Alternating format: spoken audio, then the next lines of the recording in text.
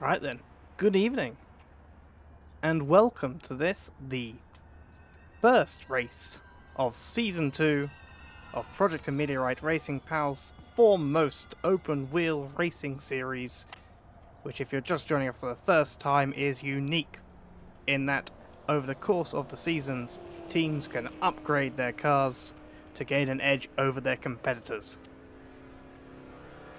Now, this race in particular is a pre-season race, hence race 0 taking place at Motorsports Park. There are no points available for this race, but there are research tokens at the end of it for finishers, and obviously the natural glory that comes with winning any race in any series. And if you're having a moment to familiarise yourself with Motorsports Park track map there, I also don't know why the 5th, 6th and 7th corners are all turn 5, despite being A, B and C. If anyone has any clue as to what it is, please let me know. I'm also not quite sure why turn 2A exists. Anyway, here we are. Season 2.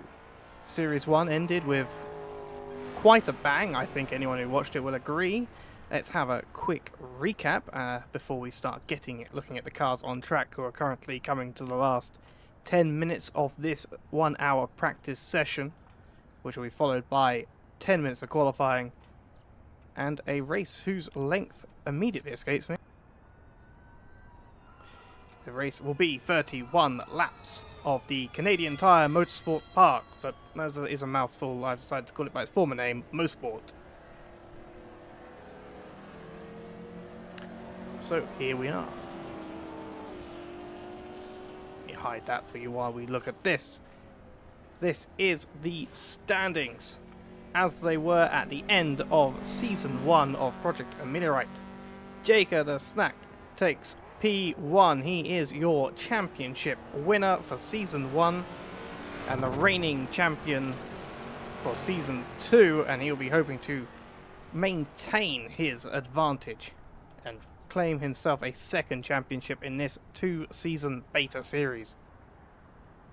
He beat M1LDT, who had been leading for most of Season 1, by 2 points, with 171 points to Milt's 169. And following them was Devdo in 3rd place with 158. As you see down the order, Dionysus New with 147, the Cilliams boys 3 and 4 in the standings. Like Gons, Robin Moe, Thomas Jack, Darkiest Crime and Sylvain Hubble to round out the top 10. But that's all been reset this year, so all of these drivers, or at least those who are still with us, which is the majority of them, will once again have to compete for that top spot in the standings that will be decided in 7 races time. But of course, again, this race is a non-point scoring race. So a quick look then at the team standings from last season as we hear cars scream past the pit lane. Team Spectre took the championship by a relatively comfortable margin of 339 points. M1LDT may not have been able to maintain his position in the driver standings, but he is the crowning, or the team is the crowning champion for this season. PST Racing then with 322 points, just narrowly beating out Cilliams for P2, who had 320 points. Now this is where it was quite important last season, as during each race of the series, at least each proper race, drivers are awarded research tokens based upon where they finish in the race order, with those finishing lower down the order receiving higher numbers of research tokens to hopefully better upgrade their cars and compete for those top spots in the future. However, at the end of the series, it's a little bit different, where each team receives a bonus number of research tokens based upon where they finish in the standings in the normal fashion. So Team Spectre will have received, or did receive, the highest number of post-season research tokens, as they were the first finishing team in the championship, and they will be hoping to have used those to take this season by storm early on. Now, whether they have made upgrades to their cars at the moment or whether they are saving them for the first point-scoring race of the championship is yet to be seen. But they will have a comfortable load of tokens to use for this season.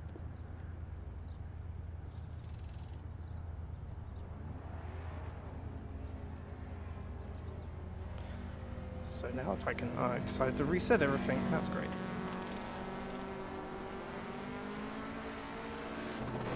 There we are. That's what I really needed.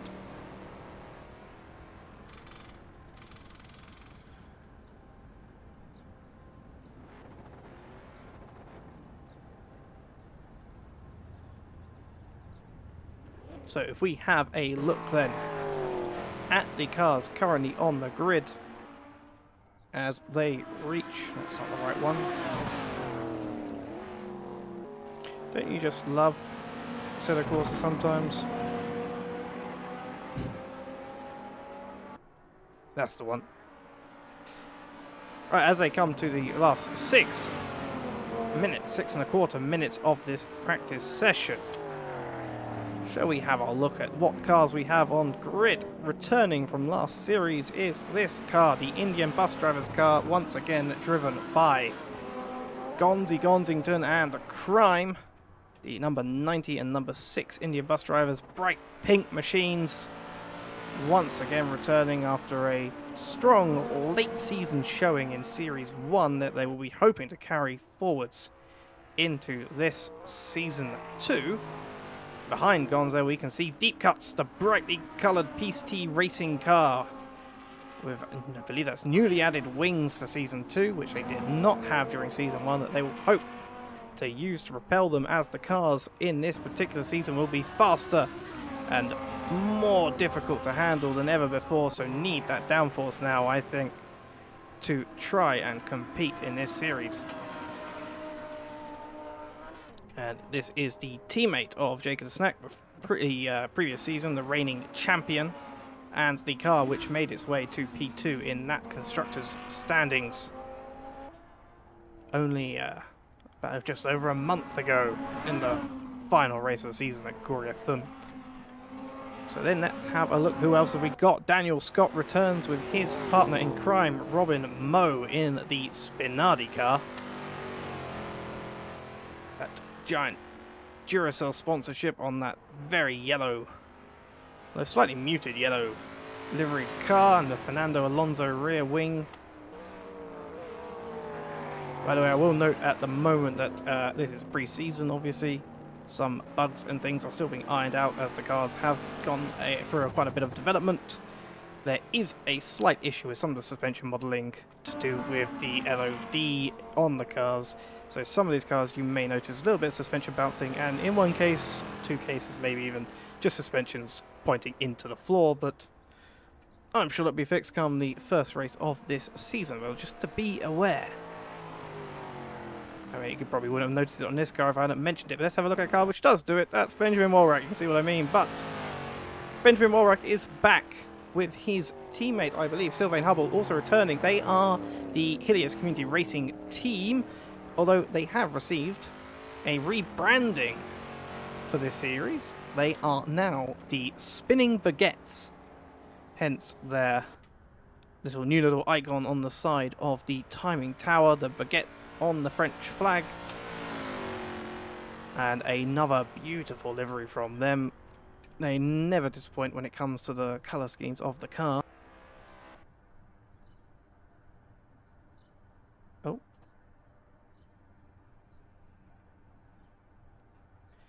Something appears to have happened with the server, as everyone has apparently disconnected. I'm going to check. Okay, yes, the server is restarting to fix a couple of cars. So I shall return us to the splash screen. And we shall restart as soon as we are able.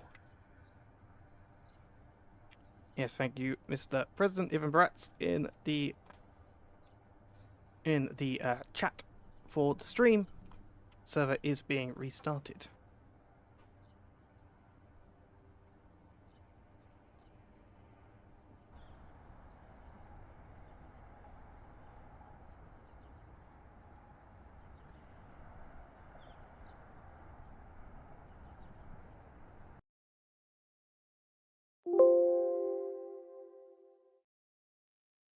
That was just the race cancelled noise coming from...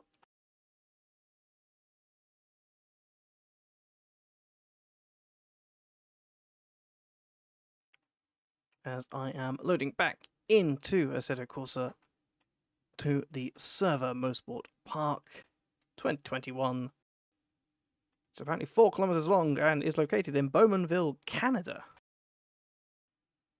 That's fun.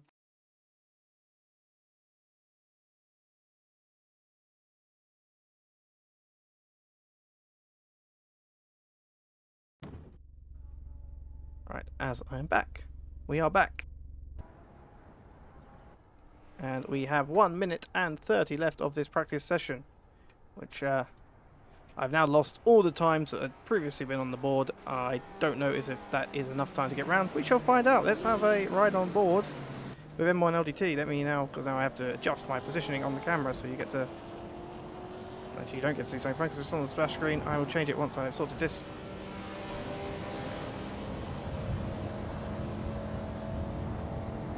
There we go. This is what the pre-season's all about. Getting all the dodgy stuff out of the way before the actual season proper. You see some suspension issues there. But we are good to go in terms of actual racing.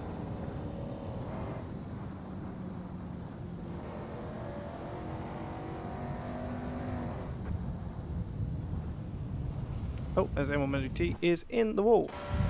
The Suicide Cutie starting his flying lap on this practice session. Definitely enough time to get round then.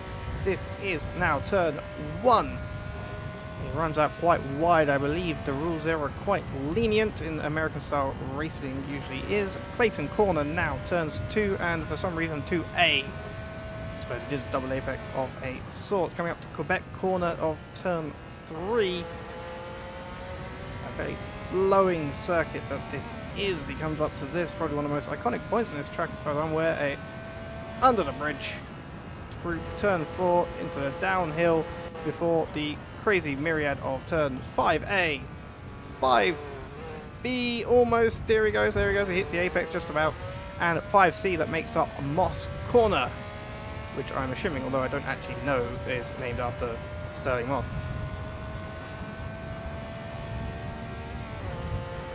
And now on the Mario Andretti straightaway, as again this is American racing, straightaway is the preferred term at this side of the pond. Coming up to turn 8 now. And then into the S's, a chicane-esque section, a rather large chicane section, before coming to White's Corner to finish the lap under the Michelin Bridge. And Cookie still not able to improve, all that lap was invalid. A 126 on the board for him. The QP car, yet another returning team for this series.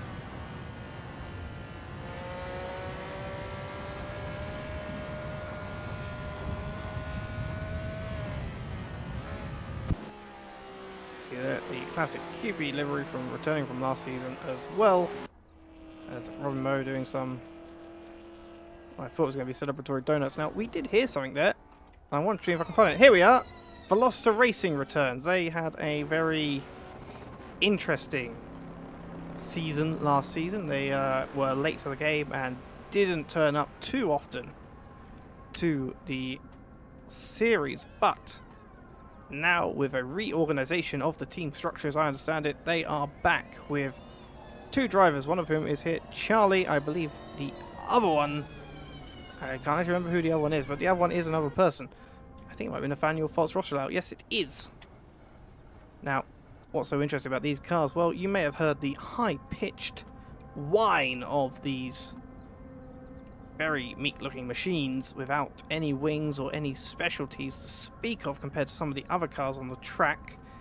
But they do have an electric engine, which is the new option available for teams for Series 2, and likely going forwards depending on how it performs.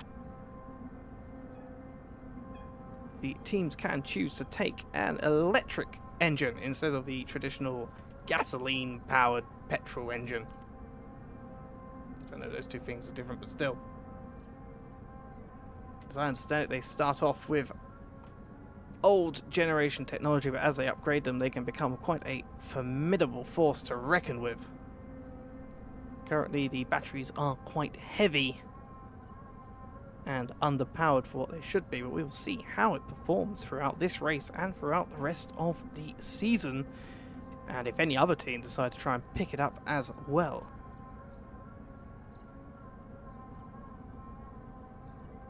As I have been informed by race directors as well, the battery-powered car has 4 deployment modes of quali, high, medium, and low, so very similar to your sort of traditional ERS setup as cars begin qualifying or their outlaps before the qualifying session.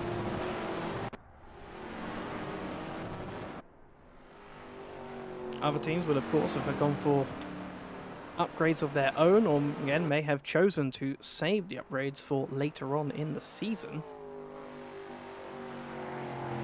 Or at least for race 1, again no points on offer here, only the absolute glory that comes with it. But by participating in this race, teams will be awarded research tokens to take forwards into the season proper.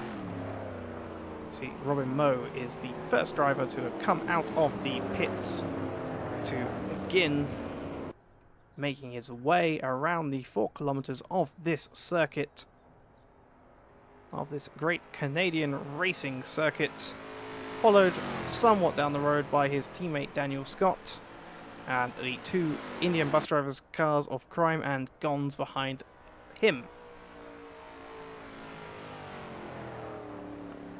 You can see then actually whilst he's going through the chicanes just before he starts his lap, we also have 1 new team on the grid, and that is this team who have not yet made a proper livery but are the Lada Martini team driven by Anderson and Husky. That's Husky with a Y, not our favourite other commentator, Husky with an I.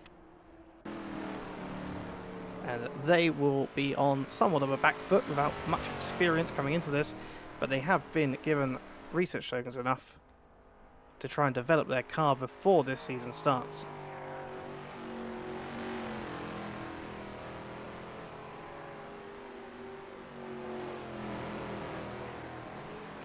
You see there Robin making his way under the bridge in the middle of this circuit down towards Moss Corner. 5A. 5B takes a little bit longer to get to, and 5C on the way out of it. And on to the Mario Andretti straight away to put in his first lap. Only the S's to go after this, a relatively light circuit when it comes to corners.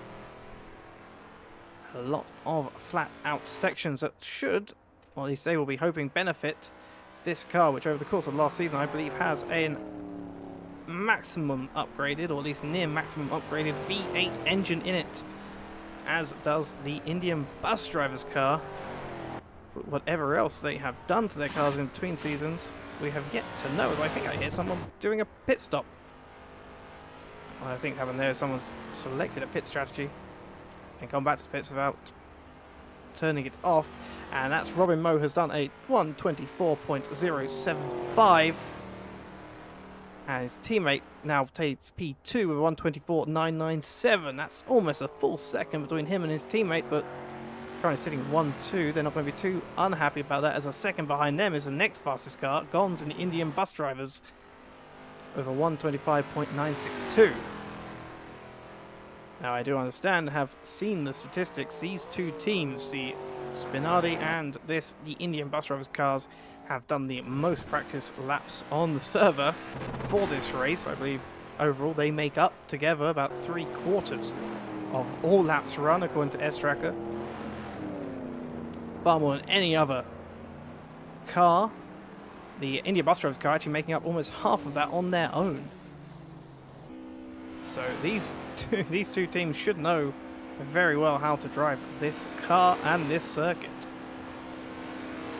As we see, Robin Moe has apparently returned to the pit lane, possibly getting an issue there and deciding to go back. See, Gons coming into the S's. up to White's corner now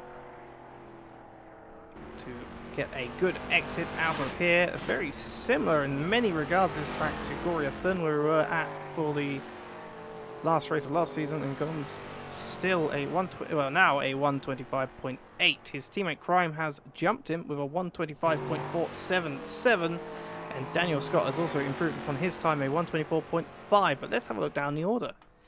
So here we see the cars that are doing the 124, 125, and then we have the next best car, the one of the two reigning teams champions, constructors champions, doing only a 128.3. Again, for anyone joining us now, you may notice that the wings look slightly different on each of these cars. This here is the medium downforce wing that the Spectre car has put upon it. This should afford them slightly more downforce at the expense, naturally, of slightly more drag than the low wing concept, which has been seen on the Indian bus driver's car, and I believe on the, which I'm not quite sure, I'm going to check. No, not on the Spider car. The Spider car also has medium downforce, as you see Robin Moe taking full advantage of the if it's grey, it's okay rule on the outside of turn 1. As we can hear there, the Nathaniel Foltz Rochelau driving the electric-powered Velociter racing car, returning in that number 26 livery, which both cars are apparently still running.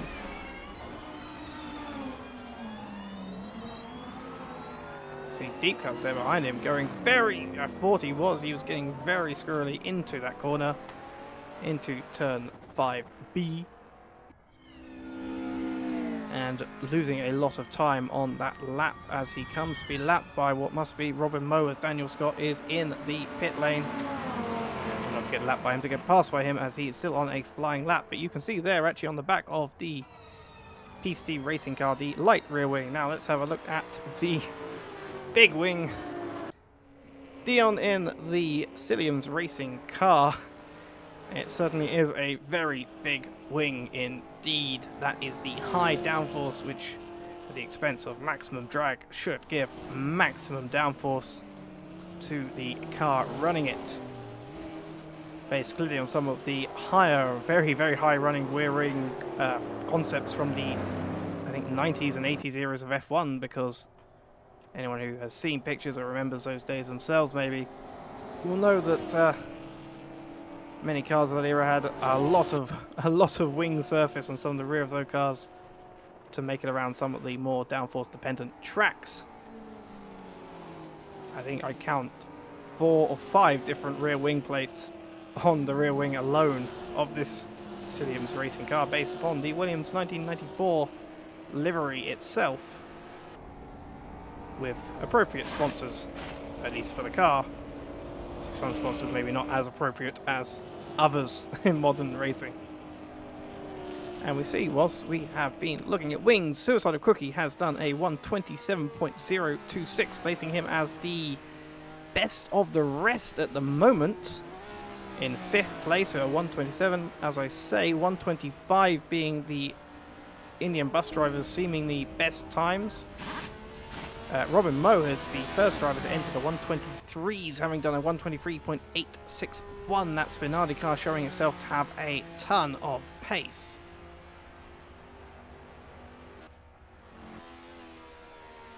Further down the order we see here, if it wants me to show, I think it's just gone back to the pit lane at the wrong moment. I was trying to look at Husky, who has raced before in Project A. He raced for QP as a replacement driver last season at Calabogie, another Canadian racing circuit, where he raced under his other racing name, Tenor Soft Mill, for the QP car, and I believe pulled a respectable, I think it might have been 4th place for the team, which as of up to that point in the championship at least had not been having the greatest success.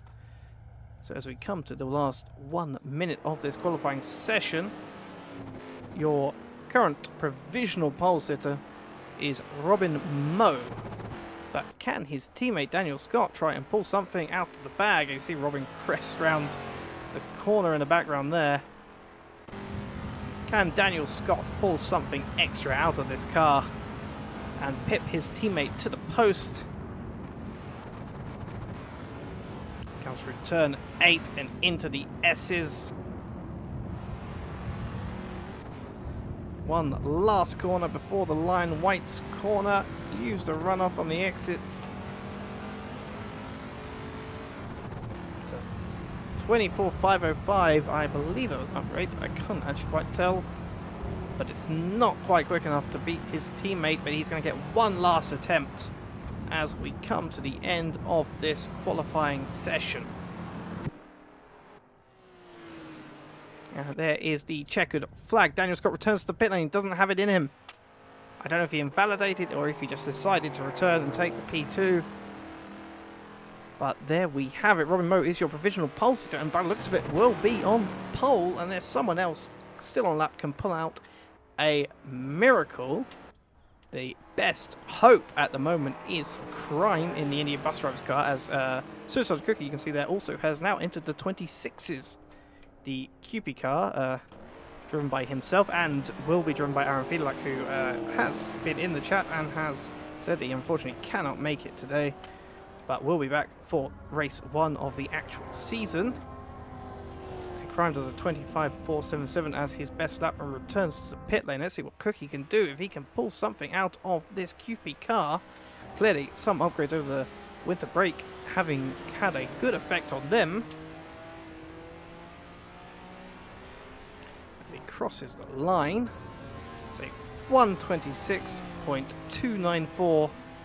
It's quicker, but not quick enough. So that is everyone, I think, finished a lap. The timing tower hasn't said that Suicide Cookie has finished, but he should have. So there is your qualifying order. Robin Moe takes pole position with a 123.736. Daniel Scott then second with a 124.5.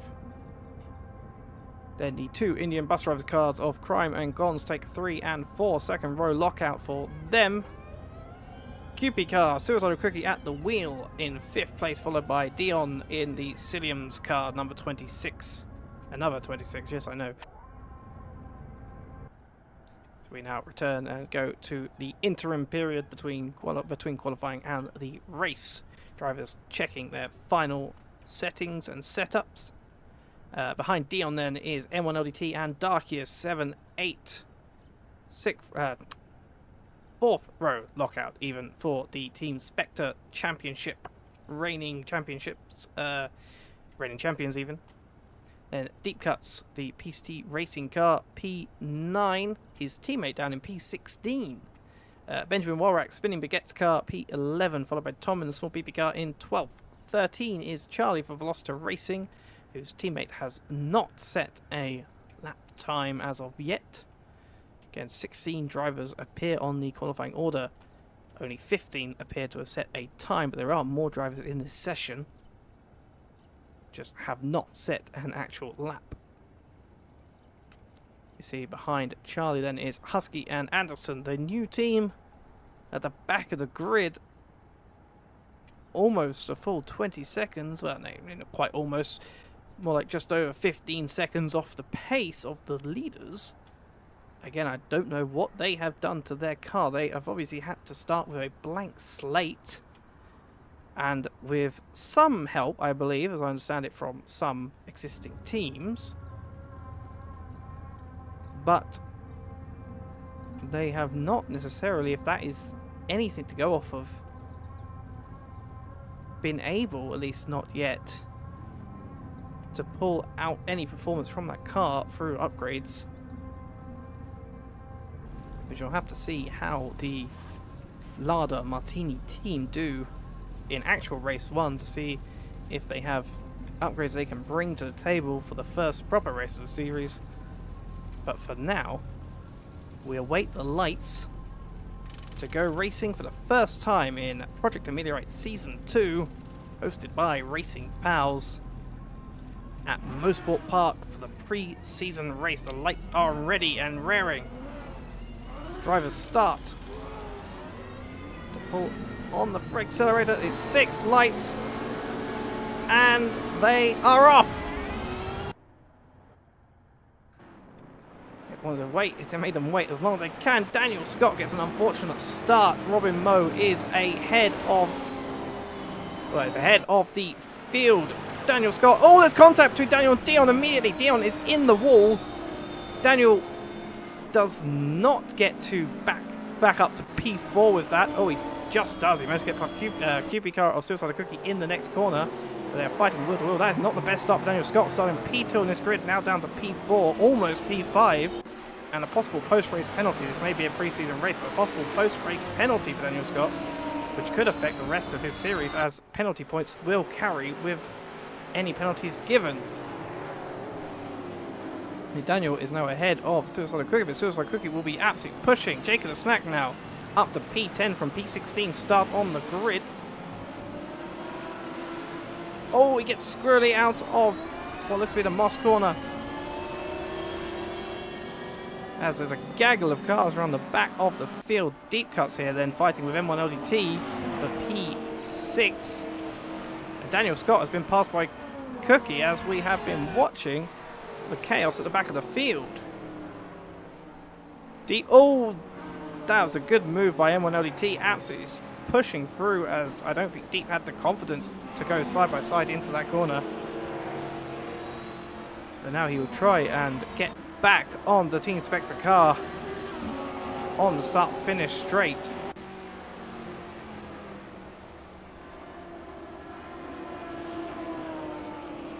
Oh, there's something going on with this PCT car. We've seen it from Deep, we've seen it from Jaker. It just does not like corners. It just wants to oversteer almost everywhere, it looks like. You can see the lock in the car the driver's having to put on just to keep the car going in the right direction. And now behind Deep is Darkies. But let's have a look here as Daniel Scott is alongside Suicide Cookie, the QP car, in the battle for P4. Daniel will want to... Oh, as he goes off. Daniel's off and into the gravel. He gets back on track. Maybe not as safely as perhaps could have been done, but he gets back and gets going. But he'll have to do some work to climb back up. Oh, there's a second spin. He gets a second hint of a spin and has to give up 2 more places to Deep Cuts and M1 LDT.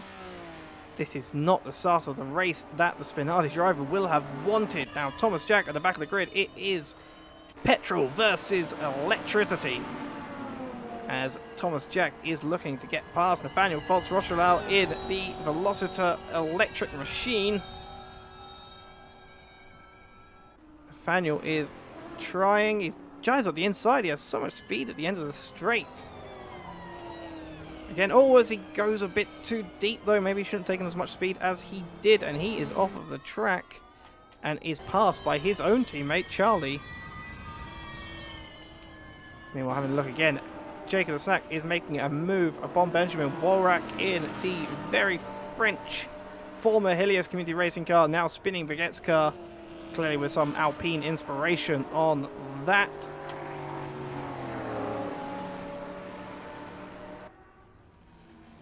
Let us hope that it isn't the Alpine that we have been experiencing over the past week with the Le Mans race, and I will not spoil for anyone who has not yet caught up on it. But I have certainly enjoyed the Alpine moments during the testing and practice.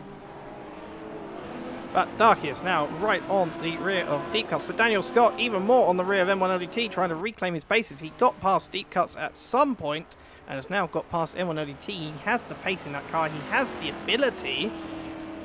He just has not had the consistency at the start of this race, and is once again back up, but still down to P5, as that Suicide Cookie going deep into the S's as he pits. Cookie has pitted. Has his engine gone? Has he broken suspension? I think Cookie must have broken something on that car as he returns to pit. Now I know the suspension looks broken anyway, but I mean the literal breaking of suspension, not the graphical one that is unfortunately a part of the cars at the moment. But that is Cookie into the pit lane from what was a very good showing from the QP car thus far, giving Daniel Scott back P4. But again, still down from his race start position of P2. As we see, almost getting tangled up there, Jaker versus Darkius. And, sorry, Deep versus Darkius, I mean. Darkius looking to take 6th place from Deep Cuts in the Team Spectre car. These two old championship rivals once again battling it out on yet another fantastic racing circuit.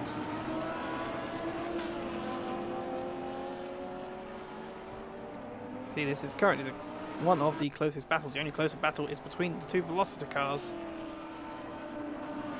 As we see, Suicide Cookie is back out of the pit lane. Let's have a look down the order. The two electric racing engine machines of Charlie and Nathaniel Foltz Rochelau are squealing down the Mario Andretti straightaway. And there we have Dion Cilliam's racing car. I'm not quite sure what happened to him in this race. Haven't really seen him much, but despite the drag on the rear wing, he's going to take at least one of them. Oh, sorry, yes, no, he had the contact with Daniel at the beginning of the race and almost have a second contact and hits the wall. Dion is not going to be very happy with that. Hopefully he can keep going. He does not make any attempt for the pit lane, so can't have that much damage. Oh, but he gets very loose on the exit of the White's corner. Yes, sorry, I remember what happened to Dion now in the Cilliam's car. He got tangled up with Daniel Scott and got sent into a wall and sent to the back of the grid. As Darky is continuing to chase down Deep Cuts for P6. Dion not having the happiest of races. And again, Daniel Scott, who caused this, from the angle I saw it, appeared to cause the incident between himself and Dion. Maybe also not having a very great race today himself thus far, but also maybe looking to get worse post-race as Dion makes a more successful move on Charlie, who also goes off of the track. Again, the India bus drivers' cars and the Spinardi cars are going to be very happy with how much practice they have done. Dion just trying the switchback, but the Velocity Racing does not have much pace through the corner without that rear wing as Dion does. Has to back out of it for a second, but eventually gets the move done on the acceleration. But can the torque-heavy electric engines and the dragless non-wing Velocity Racing car make the move back? He's going to try it. Nathaniel, not a stranger to racing powers and not a stranger to racing in general. Dion's going to try running outside again. This did not work for him last time, but he looks to hold it this time. Oh, and he's spun. He's almost into the pit lane. But he keeps the position ahead. Again, as I was saying, the Indian bus drivers and Spinardi boys will be very happy with how much practice they have done as Dion once again... Dion is treating this like a drift car as Nathaniel just storms past, having made the corner far more successfully and using the if it's grey, it's okay rule to maximum effect. I think Dion maybe forgets what sort of series he has entered and believes he's in a drift championship. And once again, he's on the rear of the Velocity Racing car, which again has proven itself, whilst it's not very good on the traction, to have good top end. And once again into Moss corner, 5A, 5B, and 5C. There is a good gap that Dion has built, but I want to stay with this to see, can Nathaniel, as we ride on board and hear the powerful whirring, the 2 gears, as I understand it, of this car, as the real Formula E cars these days do. Formula E had originally, I think, 6 gears, but changed to 2 when they were allowed to have custom gearboxes, because, well, gearing doesn't really make sense in a Formula E car. And it looks as though Dion has the move done, but we are now on board with Darkius in his battle once again. Oh! That's contact! This is Commentator's curse heaven at the moment. That is contact between Deep Cuts and Darkius. Deep trying to make a safe enough rejoin. We'll again have to look at what happens with that post-race. As again, this series is post-race stewarded. So any incidents on the track in this race will be looked at after the race, as drivers can raise tickets, and I think there will be one for that from whichever driver feels to be aggrieved by it. Or from the onboard it looks like deep cuts, but it usually appears different from an onboard than it does from other views, as we see Suicide Cricket get past deep cuts for P8, and also then chasing down Darkius, who may be, and this may be the case, and I'd have to see, whilst trying not to lose too much speed, almost rear-ending Cookie in the cubic car and hitting the wall himself for good measure. Well, that certainly rebalanced the field.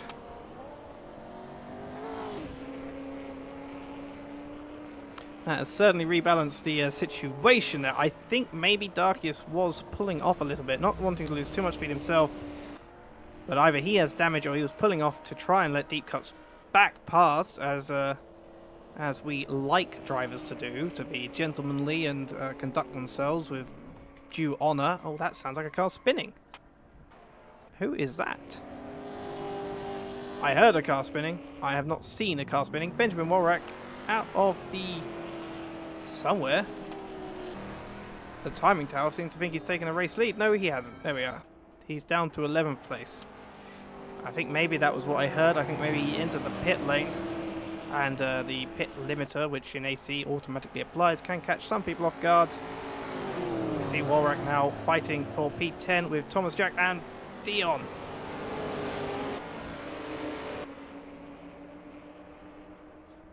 See them climb the hill under the Simonis Bridge. Oh, he goes a little bit wide. Everyone's taking a completely different line there. Dion well ahead into P10. Certainly from quality and practice has the car to do it.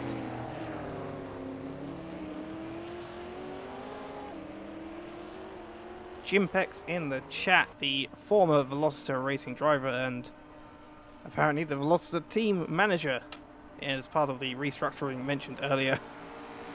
Asking his team to do better, and his team, I think, would be doing better, but they need upgrades. They need management. They need, well, they probably need wings of some sort and upgrades to their engine before they can be properly competing. But they have certainly given us some interesting moments in this battle. Darkius now in the pit lane. I'm not sure whether he must have had damage from the collisions he has had with walls and cars alike. We shall see as Dion gets past him, Walrack gets past him, Thomas Jack also gets past him. He's dropping the order.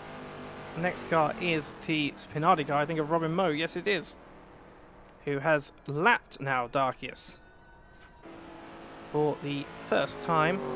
Nathaniel Foltz-Rochelau, the Velociter racing car, also passed Darkius in the pit lane. As we come on to what is now the 10th lap of this race. And that's both Velociter cars past Darkius, the Team Spectre car, having a long pit stop. Perhaps he blew his engine. This is something that can happen in this series. Engine damage is a thing and can cause major problems. We see now Robin Moe coming up to lap Thomas Jack. These two often race together, not just here in Assetto Corsa, but also in Assetto Corsa Competizione particularly, and occasionally even in iRacing. And they certainly two very skilled drivers, but currently in two very different cars. The medium wing of the Spinardi car looking to do what Thomas Jack cannot. And you will note at the moment then, whilst I've mentioned that, the bottom 6 cars, that being 11, 12, 13, 14, 15 and 16 of those, excluding this Darkius, because he obviously returned to the pit lane and has just maintained his position ahead of Lada Martini car of Husky, as he will fight the contact order. Anyway, the bottom 6 cars accepting this one of Darkius, all running no wing concepts, which may suggest that wings are the way forwards from here on out. Obviously many other factors going into play, but that one is certainly very visible and very much sticks out for that reason. You see, Devdo has joined. This Cilium's teammate has, oh, maybe not. I think Devdo maybe, forgot the race was happening, forgot the race start time, tried to join late, maybe thought better of it. I mean, if he actually starts now, he should get a full complement of research tokens, so he will finish over half of this race, as we are 11 laps in. As you see there, Anderson, the Lada Martini car, getting lapped by Dion, I believe, in the Cilium's car. Dion almost going to the pit lane there, causing me to take a pause. Darkest is pitted again. Is he going for some sort of record? Unfortunately, it looks like the gaps have mostly dried up a little bit. Again, as we get into this phase for a lot of these teams, this will be about testing and practice and preparation and seeing what perhaps they want to add, what they want to change, what they want to alter on their cars for the proper season when it begins.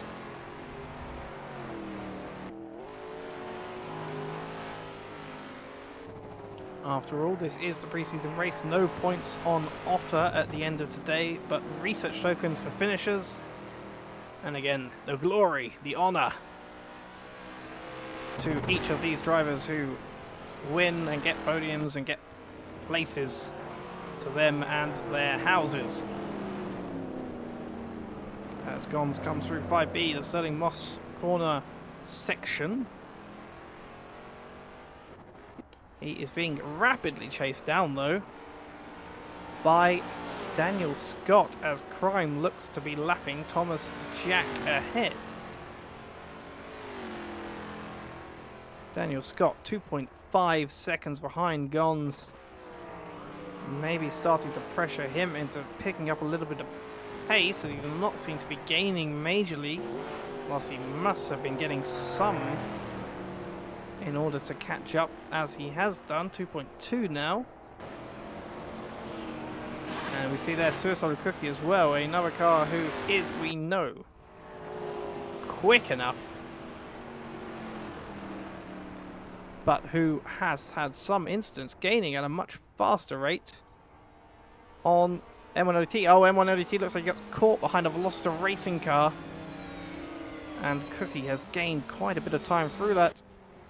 We're seeing Daniel Scott now also within 2 seconds of Gons in the Indian bus driver's car, but he's going to have to pass Thomas Jack in the small PP car. As he does so quite well and quite cleanly. They go down the hill into Sterling Moss corner.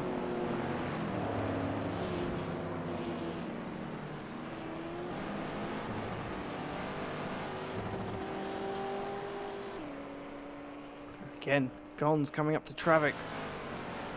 We're getting past it cleanly as the Lada Martini car. And Daniel Scott getting past just as easily.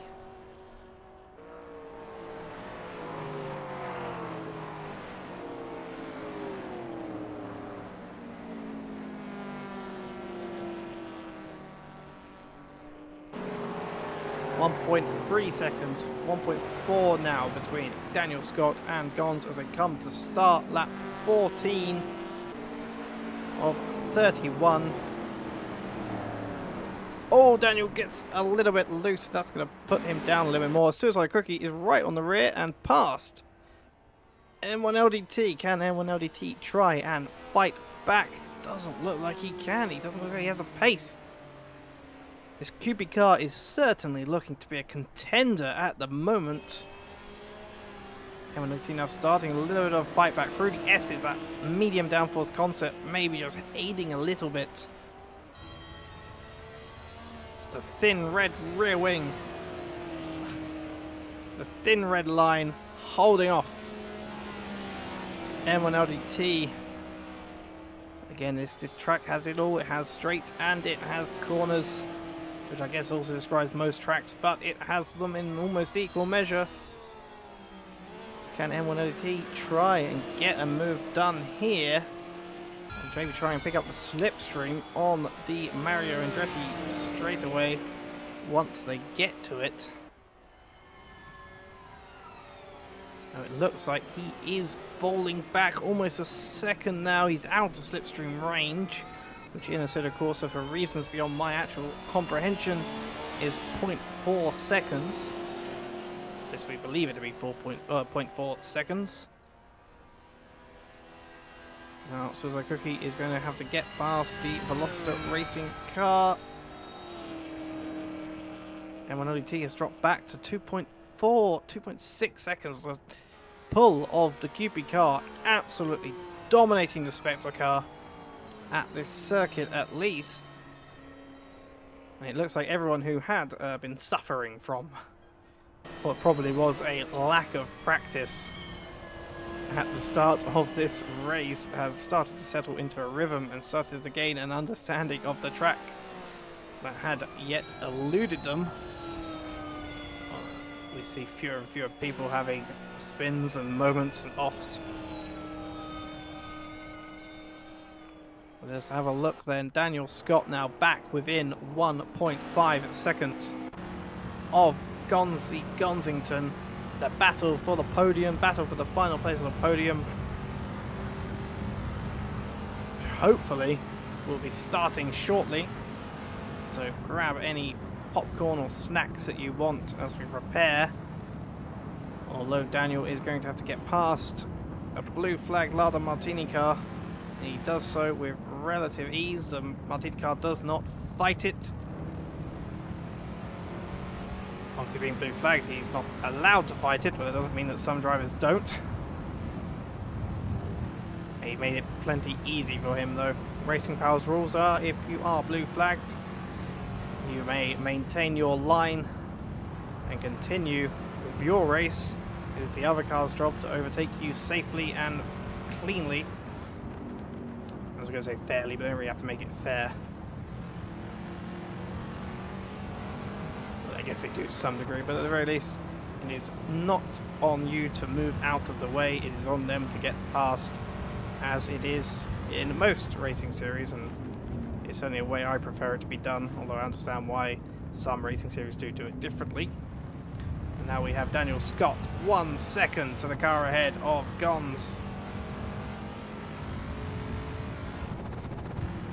You can hear the revs fluttering. I'm not sure what their shift point is. The car almost capping out. I know Daniel Scott and I have been driving a few times recently in a new Cadillac in iRacing, so maybe he's just too used to the 6th gear bug in that, where the 6th to 7th shift point has an earlier sounding gear flutter than is the actual shift point. But I think Daniel's done enough practice in this car not to get confused by that. And this driver who started P2, his teammate 22 seconds advantage in the lead off of Crime. Daniel only has to make up 4 seconds after he takes Gonzi. You can just see Crime there rounding Quebec corner. You can see Crime there just coming under the bridge ahead of Gons. Daniel's gonna try. Oh, he gets to the top of the rev range and just drops back a little bit. Looked like he was going to get an absolute run on him.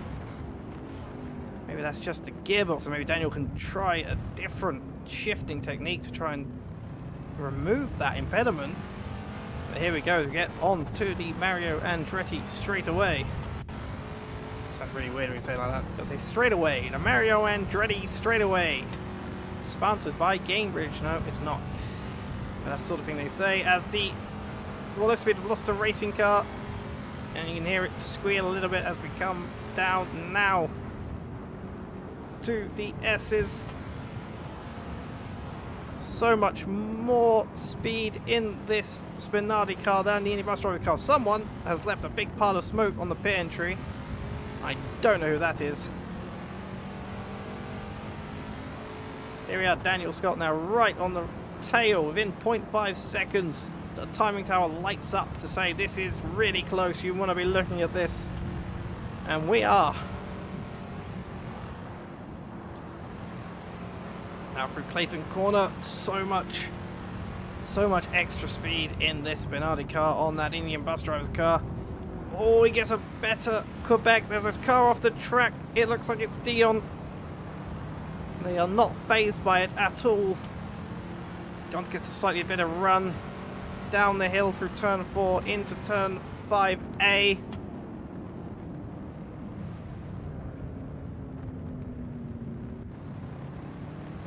And Daniel now not quite as close as he was one lap ago, but again, this long straight, the power of the Spinardi. Maybe, just maybe he can get him. Not quite. 1 second gap now. Gons has put on the throttle. He's put more throttle into this car. He's pulling away ever so slightly down the straight. You see down the order, Benjamin Walrack. Maybe at a moment there, looks like he lost position to Thomas Jack down in P11. Where things are much calmer. Daniel Scott losing time. What's happened here? There are two forms of commentator's curse, I say. There's the one where you look at a car and he immediately crashes, and the other one where you look away from the car and something happens despite the commentator themselves. But Benjamin Warwick now within 0.3 seconds of Thomas Jack, as things at the front of the grid have come to a bit of a standstill. Can the HCR car, the spinning baguettes, take the P10 position? Nope, he enters the pit lane, so my suspicions were correct. He's had some sort of incident or something has happened and he has taken to the pit lane to make a change. He is not looking like he's going to make it back into his grid box. Has he run out of fuel?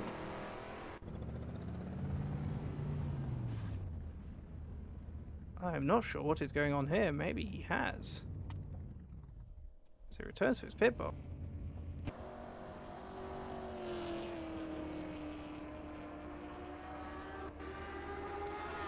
I do not know what has happened to the HCR spinning baguette's car, but he is back out now.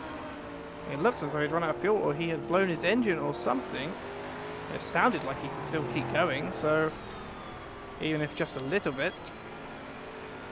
But he has had to pit and is now down to well, it's still in P11 actually, because the velocity cars were not close enough behind him, but now they are. Oh, Nathaniel Foss-Rochelau is around. Warwick has to take to the runoff to get past him. Oh, as Nathaniel almost collects what looks to be Daniel Scott on his rejoin onto the track. But he was again rejoined. Daniel Scott now getting past Benjamin Warwick, back on the charge, trying to catch up to Gons for P3. Daniel has 11 laps left in which to take P3, and still only a 4-second gap roughly between Crime and Gons. That gap is not changing. So if Daniel can get Gons, he can very likely get Crime as well and make it a Spinardi P1-2. But whatever happened to him in the final corner that we just missed, I'm not sure.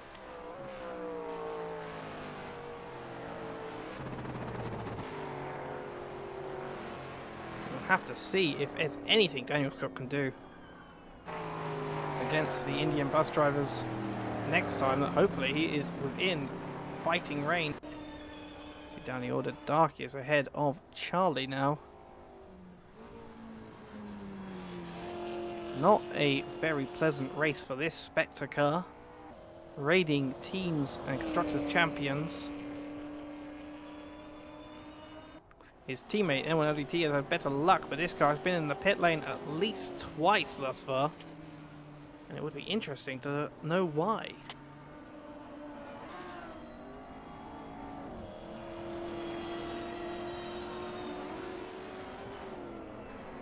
Again, there's not much on track except for this. Daniel Scott continuing his charge against Gons, now down back to 1.6 seconds. The car that started P2 on lap 1 of this race, but was very quickly down to around P5, and then I think P7 for the moment, even.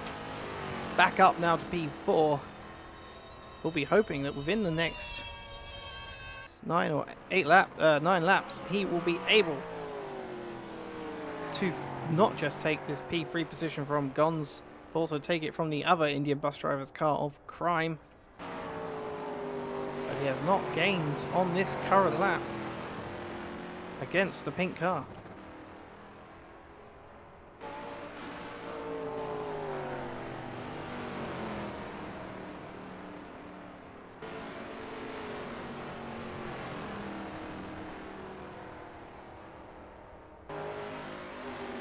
So the gaps at the moment, lap 22 of 31. Robin Moe leads this race with a 29-second gap to Crime in P2. And then it is a 4.7-second gap to Guns in P3. The Indian bus drivers running 2 and 3 for a double podium at the moment. But Daniel Scott is within 0.6 seconds now. Let us ride once again on board. Hear the roar of the V8 engine. See what Daniel can do as Gons comes to lap 1 of, and both of, I believe, the PT Racing cars. This first one must be Jaker, and the second Deep Cuts running 7th and 8th.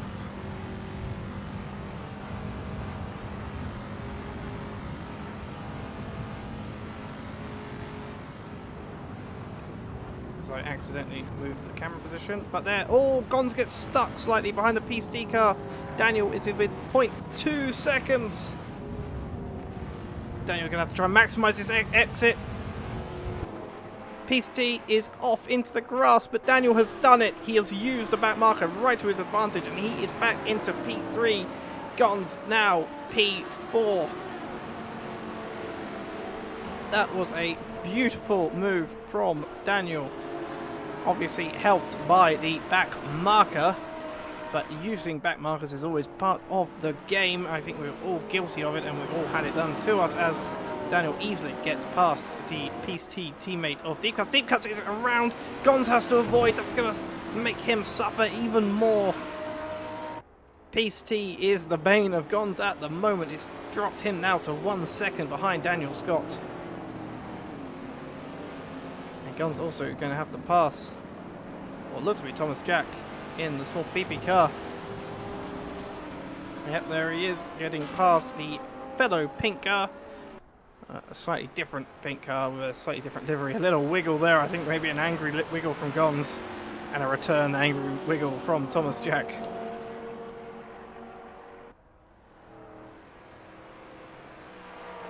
And that is Daniel Scott now.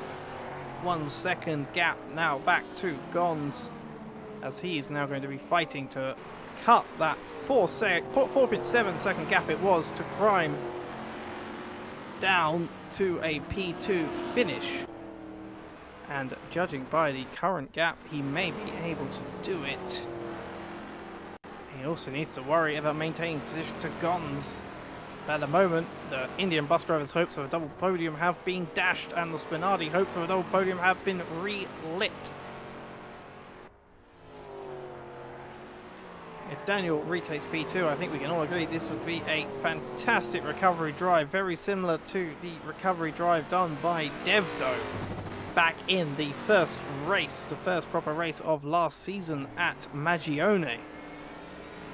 Anyone who remembers that, Devdo dropped to, I think it was about P12 at the beginning of that race, and made his way back up to a race win. But for now, Daniel Scott needs to cut off a further 3.9 seconds to have any hope of a double front row podium lockout for Spinardi.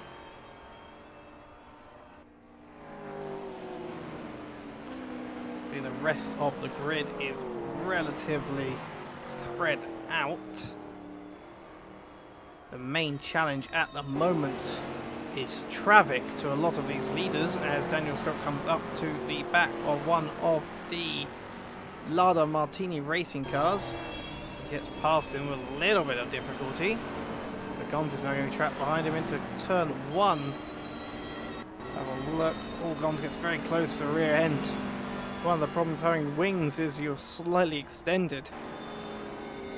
Slightly closer to hitting the rear end, and he also gets past the Veloster racing car. You can hear the electric engine squealing once again. Benjamin Wolrack is back in the pit lane. What is happening with some of these cars?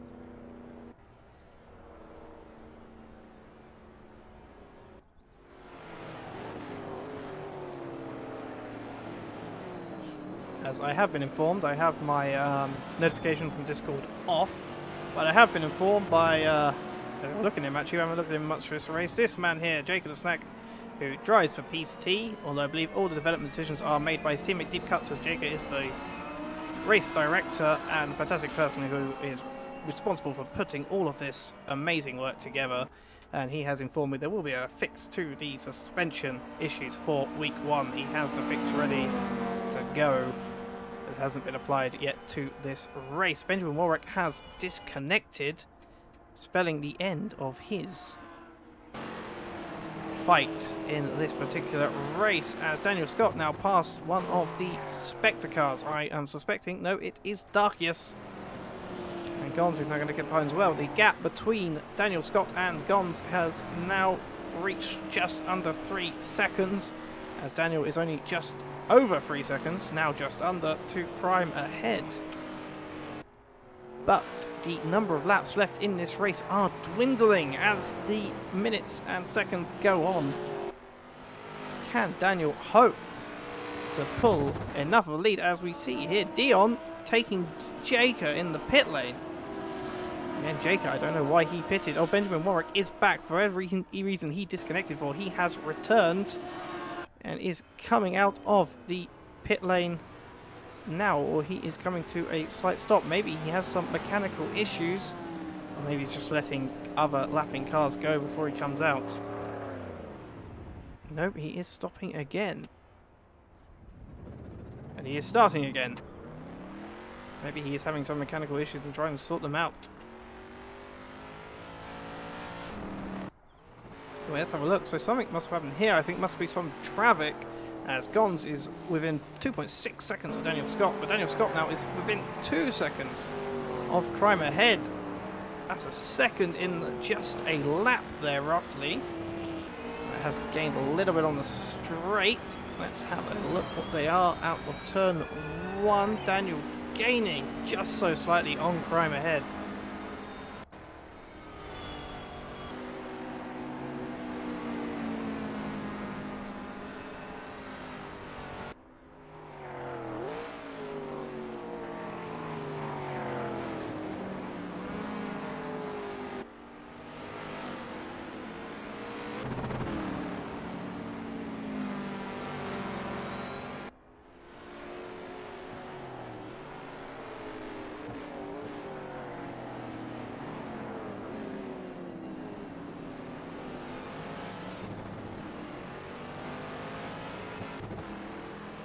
Right, then let's have a look as we see Daniel Scott still holding a relatively similar gap to Crime ahead.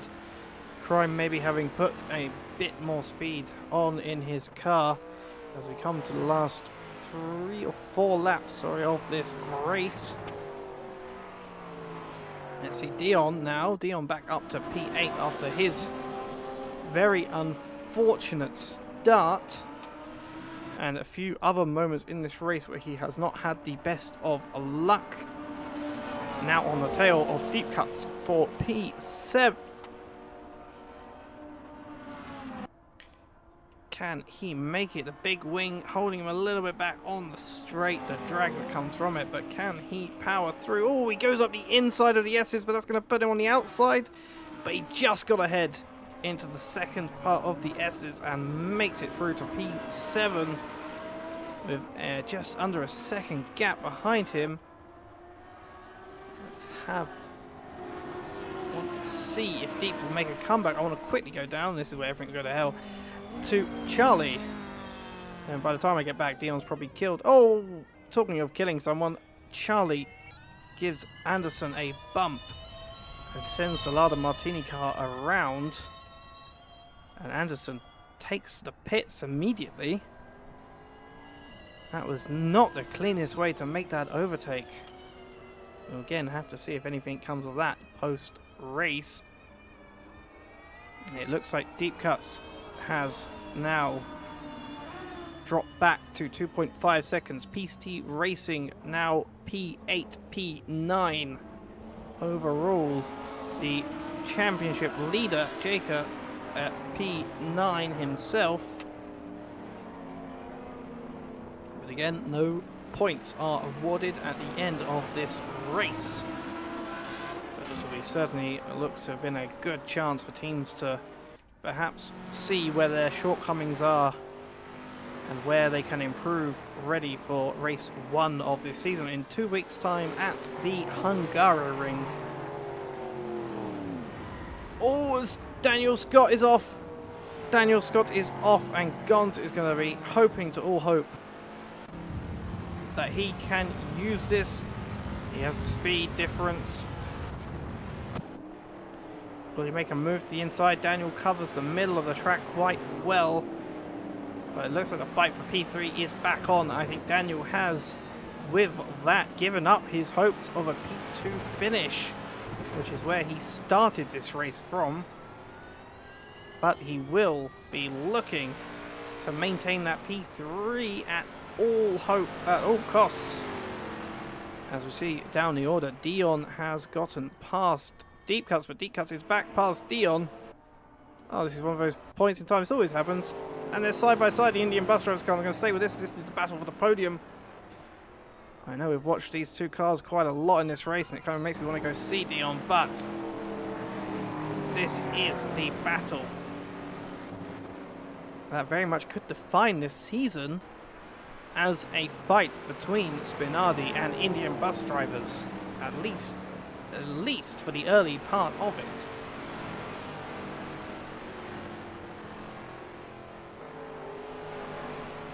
Gons now having dropped back a little bit, 0.8 seconds. I'm going to go right on board with Dion, who certainly looks at the pace against Deep Cuts. And there's contact. Deep Cuts is round. Dion is perhaps going to try and wait. I think he's going to give that place back, as that was... Oh, he tries... Oh, that is... That is unclean but quite funny. Dion tries to go on the inside of the straight towards the pit wall to let Deep past. Deep then also tries to go past him at the same time.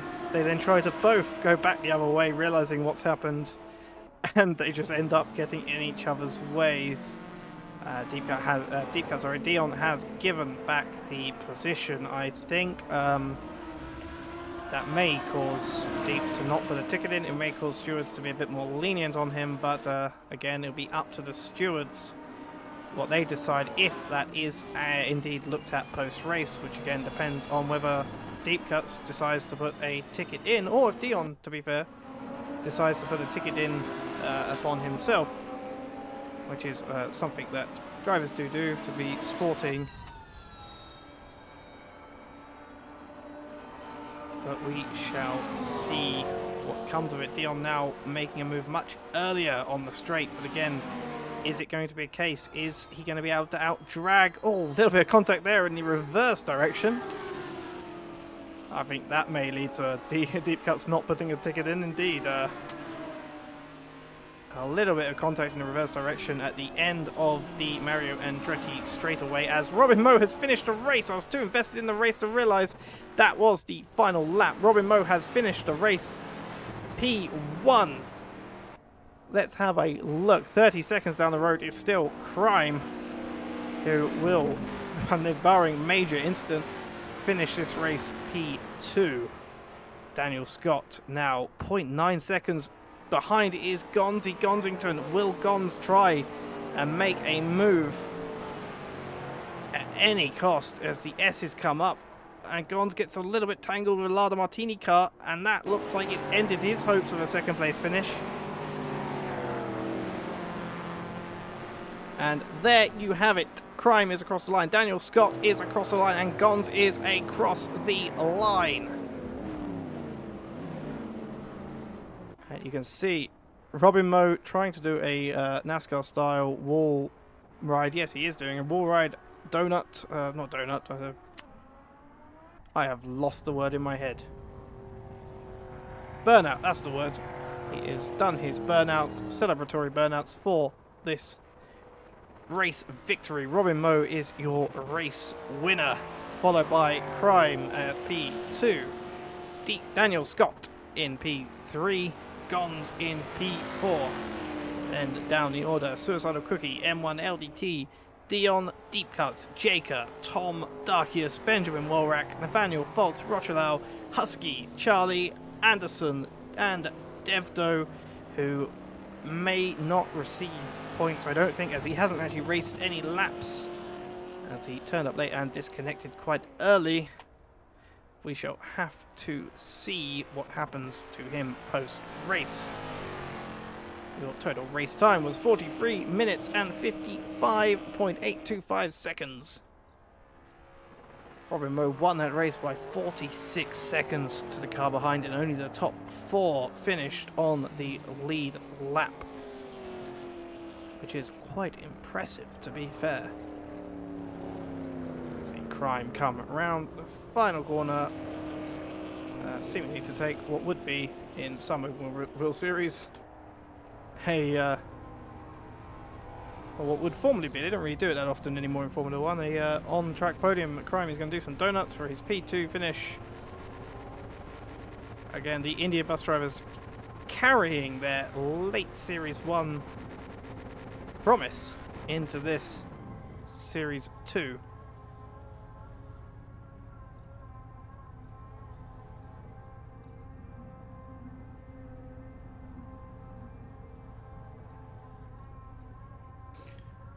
And I shall now, as the server ticks over, call our top 3 in for what will hopefully be a good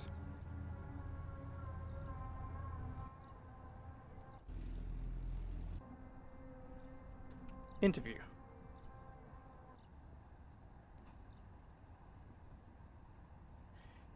Suicidal Cookie has actually put in the Project A chat on Discord. Apparently Robin Moe sounds like he's gloating down there, so we shall have to get him in here to do some gloating to you all.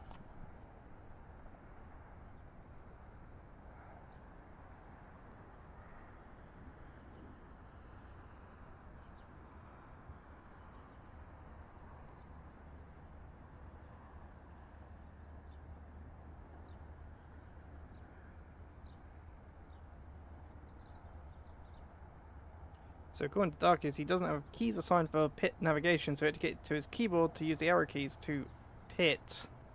That doesn't really answer the question I asked. Give me a second.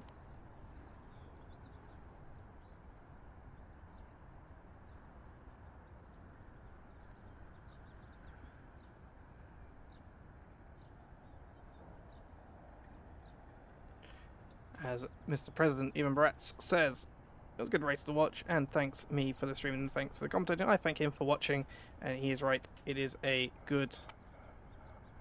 has been a good race to watch. Darkius replies saying bent steering from 2 separate incidents, which was kind of what I thought it would be, having seen his crashes, I think, with Deep and with one of the walls, I believe. And let's start going backwards. Let us then call in our P3 finisher, Daniel Scott. And you can feel it. Can you, Daniel? Can you feel it? I can feel it, yes. What can you feel, Daniel? What were you telling Crime and Robin you can feel? Some wings and some grip. Some wings. How are you? Race? Oh, I'm very good. That was a very fun race to watch, especially from your perspective. I think you got more coverage than anyone else. Oh, did I? On Fantastic. the stream, because you were very unfortunate in the race start. Yes, I picked up some damage. I should probably say with your gap to Gons, you may not have your P3 forever, but for now you do. What happened between you and Dion at the race start? I know obviously you got a bad start. I mean, there's too much to say there. What happened with you and Dion? What happened there?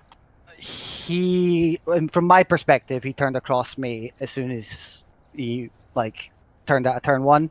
and then hit my wing. But I'll have to see it again. It might be I was at fault, but from my perspective, it was him. I picked up damage there, and then it just became a case of trying to catch Gons in crime. So from then you were down in P5, I believe it was. Cookie got ahead of you for a moment. I think someone else Yes. passed you for a moment. You were in P7 and you got back up to P5 pretty quickly. Mm-hmm. Any It was easy. I mean, Cookie took himself out and had to go pit, so that was easy enough. And then it was just a case of trying to catch Crime and Gons. Gons, I managed to pass because he got held up in some traffic, and then I almost got Crime, but then I got unlucky with traffic myself. But otherwise, good. It was okay race, but we're gonna go back and do some changes and come back for Hungaroring for the first race of the actual season.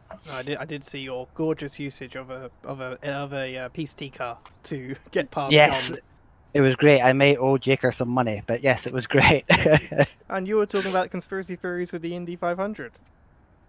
I'm not going to say anymore. This can create how a race director. Oh, conspiracies abound. But did you enjoy yourself? I did. Despite the not getting back up to where you wanted to. It was very tiring, and I'm just looking forward to the rest of the season because I think it's going to be a great season. Well, congratulations to you on your P3. Any ideas where you're going to take the car for Hungaroring? Is there anything you've noticed from this test race that you think the car needs to change? I think our car will be strong for the first 2 or 3 races, and then the guys with the bigger engines are going to come through. So it's going to be all about maximizing these first 2-3 races, because after that, I don't think we're going to be in position to get wins. So we've got some plans in the motion. We're going to do some testing and see where we are come Hungaroring. Yes, of course, there's a Hungaroring 2 weeks time. It is 2 weeks time. 2 weeks time, and you'll have to do it immediately after Imola 4 hours. Well, not immediately, a day after. A day after Imola 4 hours. Which one to practice for? That's the question. Well, I'm gonna practice for hour 1 because I'm gonna do it now. Because I'm gonna do, if Jaker got the podium, which I wasn't sure if he would, I was going to talk about it because he's going to be commentating Imola 4 hours. But I will do a advertisement at the end of the stream, and you and I will be racing in that as teammates. Yes, we are. I'm very much looking forward to it. Yes, for anyone who wants to watch it, and I'll say this again later, it will be streamed here on this very channel, I believe, streamed by Jaker. Yes. But now for Project A, congratulations. Thank you very much. And, see you guys later. I'm sure we'll see you next time out, and hopefully you'll be able to repeat. See you. Right, that was your P3. Mr. Daniel Scott, the Spinardi car driver. Now let's call in Crime for his interview, the P2 from P3 on the grid. Hello, Crime. Hello. P2 from P3. How you had a bit of a boring race compared to others, I'd say. How was it? Yeah, to be fair, it was mainly the whole action was in lap 1 when me and Gons managed to get Daniel off the line. And after that was, like you said, kind of boring one, just managing the pace, seeing Daniel how he got killed, and just seeing what was his pace. Is he going to catch us up? So yeah, kind of. I was expecting a little fight the last 2-3 laps, but apart from lapped cars, nothing else happened for me. So yeah. Oh no, well done. How did you feel towards the end of the race with Daniel catching you? Were you worried he might, because he had the pace, I think, to do it. Were you worried he might get past you? He had the pace, definitely. I think he was maybe more than a second quicker than us. But I think I would have defended from him at least for 2-3 laps into the corners, so I can pull away from him on the straight. So that was my strategy, which thankfully I didn't need to test because from what I know he spun or something like that. I'm not so sure what happened.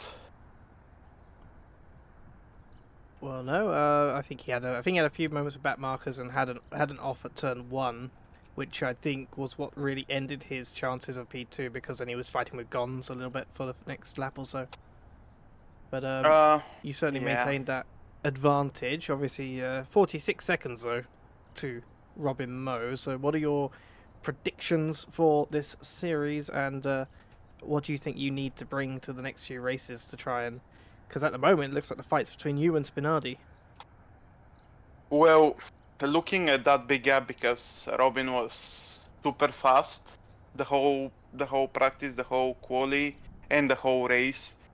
I seriously don't know what we can do to close such a big gap. So yeah, I don't know. It may depend also on the track. So hopefully we are a bit closer to Spinari, so we can have more fun in the race. Well, no, well, congratulations on your P2, and I'm sure we'll see you out next time in Hungary. Hopefully. Thank you. Thank you very much, and I'll speak to you later. Bye. So that was your P2 sitter, Crime, India Bus Driver's driver. Now let's bring in your race winner, Mr. Robin Moe, a person certainly not unused to being called race winner. Hello, Robin. Hello. Congratulations. Yeah, thank you, man. I Thank think you. that might have been one of the most dominant performances I've ever seen you put on. Yeah, I feel bad like lapping so many people today. But yeah, it was quite dominant. Like from practice throughout quali, I knew that the only car really that could challenge us was my teammate, and I think he didn't have the start that he wanted. So from that point onward, it was just cutting through traffic basically for me. Is there anything you want to highlight? Because I've got to be honest, I don't think I saw you. I saw you once I or don't know. twice on stream just to say this guy is leading the race by over half a minute. I saw some funny deaths from other people, that was quite interesting. But I mean, I don't want to make it sound boring because obviously, we upgraded our car. We don't have any resources left, whereas like Crime, Guns, those other teams, they can still upgrade their car. I mean, Tom has 700 tokens left, like it Yes. could very much change for the first actual round of the championship. But if I had to highlight anything, I mean, I lapped Milk around the outside of one of those fast flat-out corners for me. And then mid-corner, I realized that maybe it's not flat-out for him, and he nearly wiped me out. But apart from that, like, there was nothing happening. No, I did notice upgrades are definitely going to be important. And you mentioned Oh, Thomas it's- Jack because I did notice during the race, except for actually it has all evened out, except for the two cars which had to pit on multiple occasions, which were Darkius and Wolrak. The Yeah. bottom 6 cars all had no wings. Yeah, I think it's pretty clear what these people will be doing soon. But I mean, some of them don't have the engine power to maintain the wings yet. So that's one of those things, I guess. Yeah, But so on this true. track, clearly medium wings were the way to go. I think the light wings just didn't give you the grip that you needed in Sector 1. The light wings maybe gave you the top speed that you needed on the straight, but we had top speed nonetheless. So yeah. Yes, Dion did pretty well eventually with the heavy big wings after being taken out on lap 1. Yeah, Back up it's a to big P7, shame. so we'll have to see how the wings will develop. Yeah, it's a big shame that the what's their name? The leftover car wasn't on the track today. At least I'm pretty sure it wasn't. I don't know, but Oh, think I it's the didn't see big it. wing, yes. yeah, because that thing also has the high wings and it's surprisingly fast. So Yeah, think- I've seen Aaron Rains practicing, so it's a bit disappointing he wasn't here to try it out. I think this is very much like a temporary kind of picture of the pace right now, and it will change for the next track, and it will be interesting to see how it develops in practice. But yeah, it was a fun race from yeah. So, it sounds like you say you've got very little to play with now. You'll have obviously some reset tokens after this race to play with.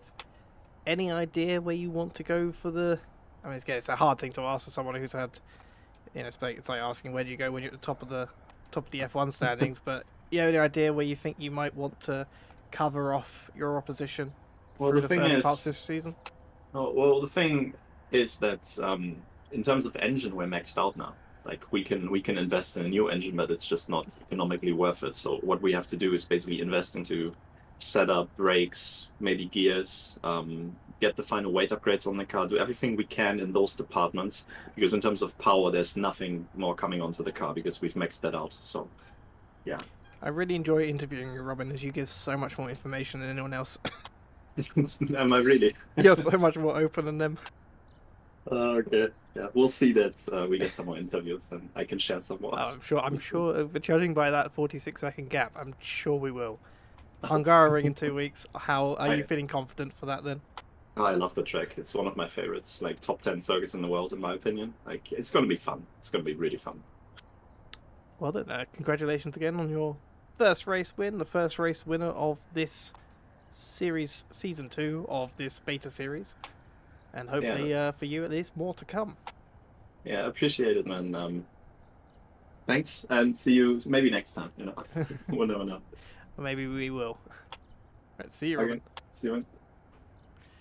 That was your race winner, Mr. Robin Moe. No, there's no standings to go through at this point in time, as there were no points given after this race. Again, we will have to wait. There will be, if people put tickets in, post-race stewarding to be done based upon the incidents that have occurred, which I would actually be quite surprised if none are put in at all. And we will see how many research tokens people will get and what they will do with them. But again, just to go through, your race winner was Robin Moe, followed by Crime, followed by Daniel Scott in the second Spinardi car, Gons in the second Indian bus driver's car, Suicidal Cookie in the lone QP car for this race, then M1 LDT, Dion, Deep Cuts, Jaker, Tom, Darkius, Benjamin Walrack, Nathaniel Fox Rochelau, Husky with a Y, not the other Husky with an I, Charlie, Anderson, and Devdo, who again was disconnected, so we'll have to see what is the situation with him after the race. But before I go, as I mentioned, actually I didn't mention this one, sorry, next week, the first pre-season race of RP Series Racing Pals GT category series that is run in Assetto Corsa Competizione. The new series has a few changes with it. Firstly, it is now a GT3 only category. As it has done before, it has one mandatory stop, and throughout the series, whilst the next week will be 1 hour, there will be some variation in race distance and length, as well as a test of a safety car system, which I will be involved with, as will I believe our safety car driver will be Gons, who finished 4th in this race. And there are a few other changes which can be found on our Discord channels for RP series to do with coaching and other little changes to the series to try and improve it as we head into what I believe is Season 8, I believe, of Racing Power series. And again, that is next week and will be streamed, I believe, by Deep Cuts, who is our PC racing driver here today, but will be streaming RP series next Sunday at around the same time, 1945 BST, for practice start, which is 5 minutes, and then 20 minutes of quali, and 60-minute race. And then 1 week later, the day before the Hungaroring race of this series, the Endurance 4 Hours at Imola, which I mentioned with Daniel Scott. This will be multi-class GT3 and GT4. Sign-up information is in our Discord or on our race app page. You can join with solo or duo. It will have live stewarding, a live stream again by Mr. Jaker the Stack, I believe, who is the other PC driver, the two commentary duo there, who finished P9 in this race. And I shall be personally taking part in this race alongside your race P3, Mr. Daniel Scott. That'll be Saturday, June 24th, practice starting at 1600, 4 PM BST. But until next time then, this has been Project Ameliorate pre-season race from Motorsport Park. And we shall be back in 2 weeks' time at the same time on Sunday the 25th, which I may be commentating, depending on certain things. I may need a replacement, but I shall hope to be commentating. And I shall see you, or hopefully see you then. If not, it'll be 2 weeks later at whichever track comes after that. Hereth is the second race of the season, but in 2 weeks there will be a stream here, depending on who is doing it, for Hungaroring, the first proper race of the series, with actual points finally on the line. Until then, I have been your commentator, James Andrews. Thank you for watching, and good night.